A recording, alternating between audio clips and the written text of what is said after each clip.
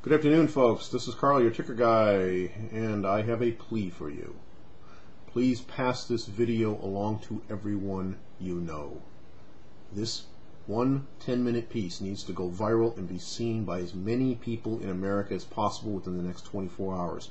It is critical to the future of our country.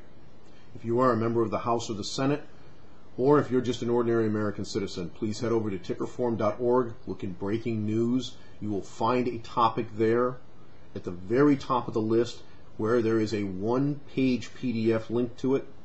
A one-page PDF is a imploring entreaty to Congress to stop and think before they act. Public opinion is running anywhere from 100 to 1 to 300 to 1 against this bailout.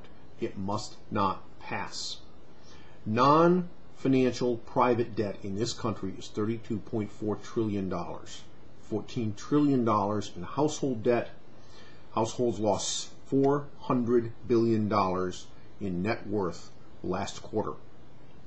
Congress wants to add $700 billion to this tab, and if it would work, I would say okay, but it can't and won't, because the problem is trust, not cash.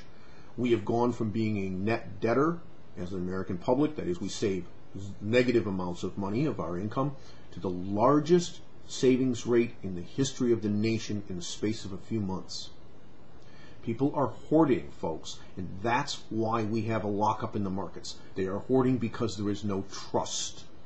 We started with three problems: balance sheet transparency, excessive leverage, and derivatives that are off exchange and nobody can figure out what the exposure is. Those are the three roots of the problem, and they need to be addressed. I have a document that addresses those things and gives us a resolution path forward. You can also find that on tickerform.org in the same article where we have this one-page PDF posted. But we've now added to this problem materially. The federal government is responsible for the destruction of trust in our financial system. When Fannie and Freddie were taken out, the preferred stockholders were wiped out as well as the common equity. This is a change. When Bear Stearns was taken down, the common stock was wiped out. Then we had this happen with Fannie and Freddie, and at the time I said you cannot own preferred stock in any financial firm anymore because you never know who's next. The government changes the rules. They come in, they don't put the firm through bankruptcy court, they don't put it through receivership. They by fiat declare these things to be worthless. Well, Thursday night we had something much worse happen. We had Washington Mutual taken over. And in Washington Mutual's case, the entire capital structure of the firm was destroyed intentionally, without recourse, and in violation of the rules that are supposed to govern this stuff, so the firm could be taken out by JP Chase. Folks, I don't know if you understand how serious this is, but this is a direct attack upon the capital structure of every financial firm, every bank, and related company on Wall Street. They will all go down one by one, except for the few favored ones that the New York Fed, the Federal Reserve, and Henry Paulson like. JP Chase is apparently one of them. They saw a $10 rise in their stock price, even though they issued a dilutive stock offering. Why? Because they're one of the favored few.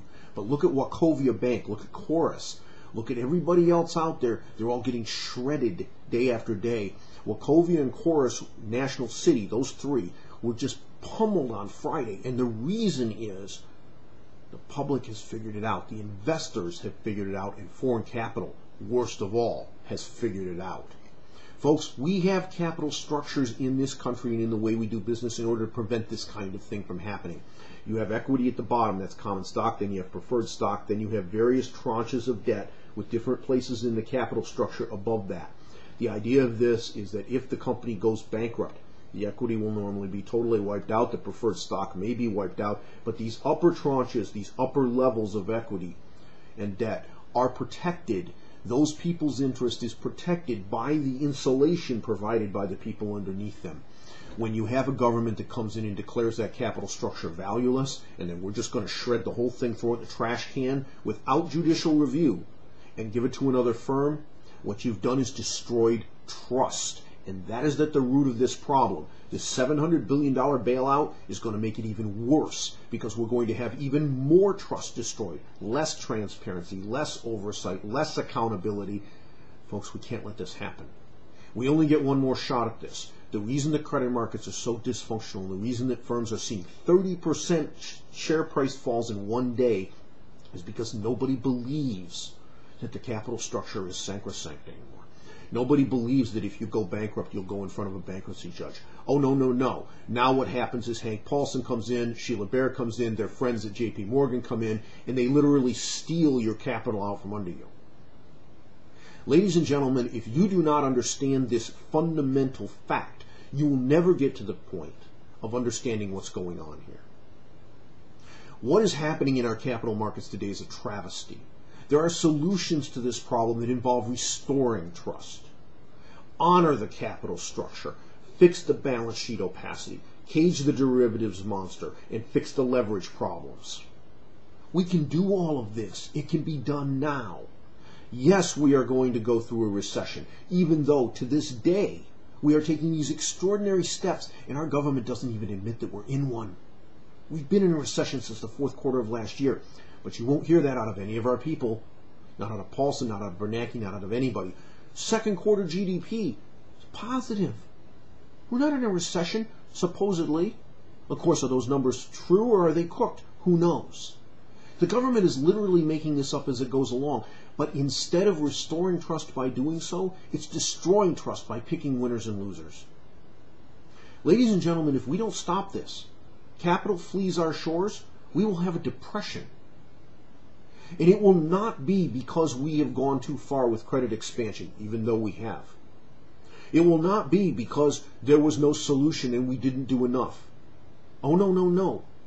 That depression, if it comes, ladies and gentlemen, will be a direct consequence of our government's actions over the last 18 months and continuing forward.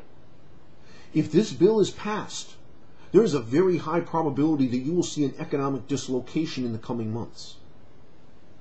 You, the American citizen, are responsible for holding your government accountable and responsible for what it does.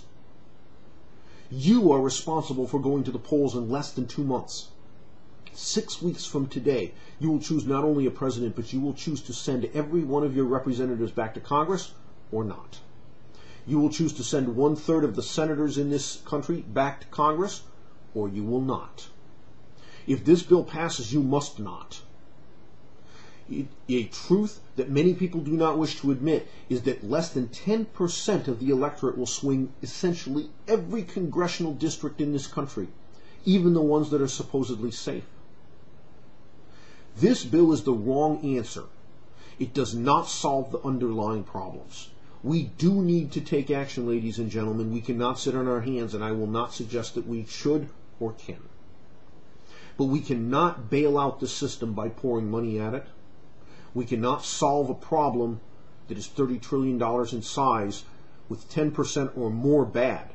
That is over $3 trillion in bad debt with $700 billion. And we also can't print up $3 trillion to make the problem go away. Therefore, we must force those firms that are insolvent into the open, figure out who they are, and resolve them through existing principles in the law. Protecting those people who chose to buy in the higher quality areas of the capital structure, and allowing those people at the lower areas to take the loss that they were paid for via a higher risk-adjusted return. This is our last chance, folks. If this bill passes and becomes law, we will not have the ability to reverse its effects. Please call Congress. Please fax Congress. Tell them, no bailout. Send them a copy of the letter. Talk to them. And for you in Congress, please step back and listen. 165 economists say this is a bad idea. The Weiss Research Institute says this is a bad idea. Dozens of other experts say this is a bad idea. And I say it's a bad idea. Make the right choice for America.